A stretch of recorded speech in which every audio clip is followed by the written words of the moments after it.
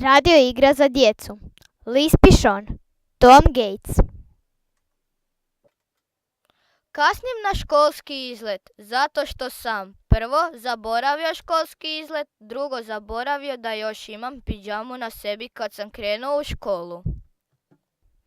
Tom je potom otrčao natrag u kuću i presvukao se. Usput je sreo sestru Deliju Budala. i zaključio da je ona baš korisna sestra. U školu je Tom stigao u zadnji čas.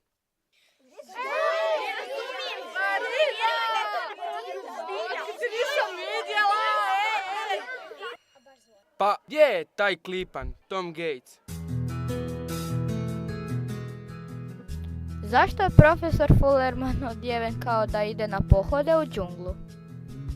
U tom je Tom ugledao solidnog u impresivnim vodonepropusnim čizmama i pitao ga. Traži li ovaj naš profesor bube ili ide loviti tigrove i lavove? Tome, kako si ti to obučen? Navodno je Tom imao neprikladnu odjeću. Možda će morati staviti rezervne čizme. Rezervne čizme, samo to ne. Rezervne stvari kod mene su ofucane stvari. Ipak, Tom je izmigolio da ne stavi na sebe te rezervne čizme. Tomov prijatelj Norman strašno je uzbuđen zbog toga što je u Tomovom bendu, koji se zove Psi zombiji. Stalno skakuće uokolo. Svima ide na živce, a Tomu na živce ide Markus. Zar nisi pročitao popis potrebne odjeće za školski izlet? Šuti! Svi moramo dobro slušati kako se ponašati pokraj kukaca koji bodu ili grizu. Morate se razumno ponašati.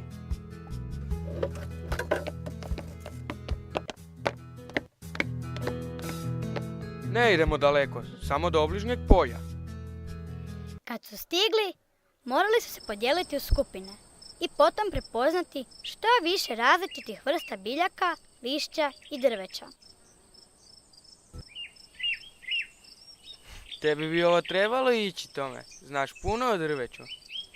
Super, da još moja skupina pomisli da sam neki munjeni stručnjak za drveća, a nisam. Umjesto toga, Tom je izmišljao. Ovo ovdje je sitno pjegavi hrast. Potom je ugledao kukca jarkih boja. Takvog još nije vidio. Tom mu se polako prikradao. Ovaj kukac izgleda genijalno, možda čak dobijem 3 boda ili 1 značku, zato što sam ga otkrio.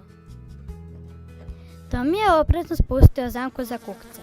Razmišljao o znački koju će osvojiti kada. Fras! Markus ga naglo ulovi u svoju zamku za kukca. Pobjednički mu je viknuo. Taj je moj! Zaista se nadam da ćete ugristi ili taj kukac ili ta značka u obliku kukca, ili oboje.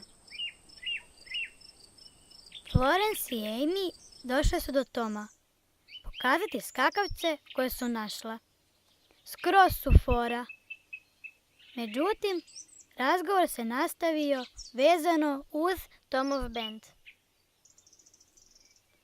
Kako ti je ispala audicija za bend, kad ti došao samo Norman?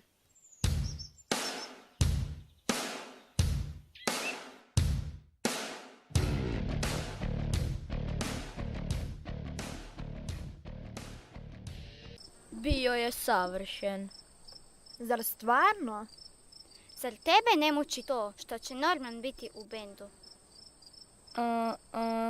Norman zna biti, znaš. Čaknut! Začudile biste se. Norman je zapravo odličan bubnjar.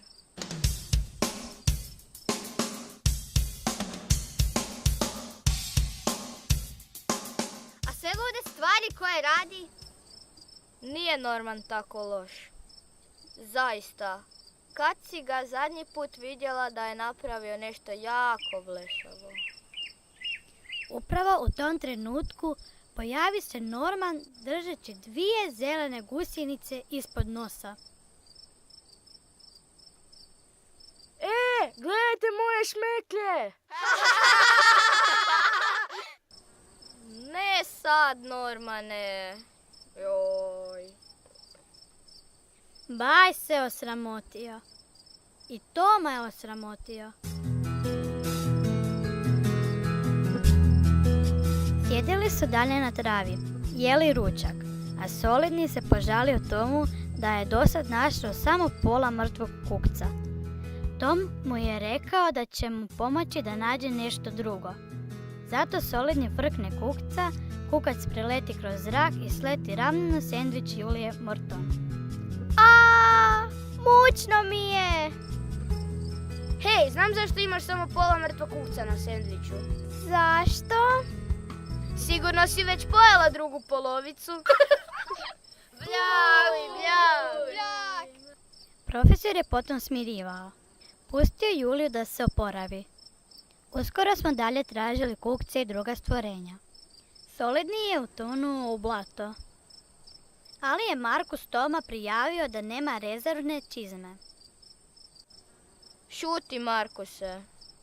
Kad bi bar ti utonuo u to blato. U tom trenutku dolazio je profesor Fullerman s kantom u koju je skupio zanimljive stvari. Kantu su preuzeli Amber i Mark. A ne znate se sami sjetiti i uzeti te kante?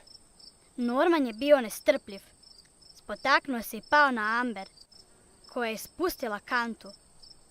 Još ju je držao Mark, ali je njemu iz džepa iskočila zaboravljena žaba. Mark je poskočio i kanta je poletjela u zrak. Sve sitne ribe, alge i mulj prolili su se po Markusu. Samo bez panike, imam ono što nam treba za ovakvu nezgodu.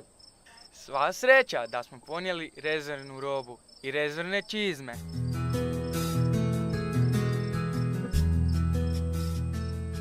Tome je to nadahnulo da nacrta neke kukce i stvorenja koje je mogao naći na školskom izletu. Profesore, vrijedi li ovo bar 3 boda i 1 značku?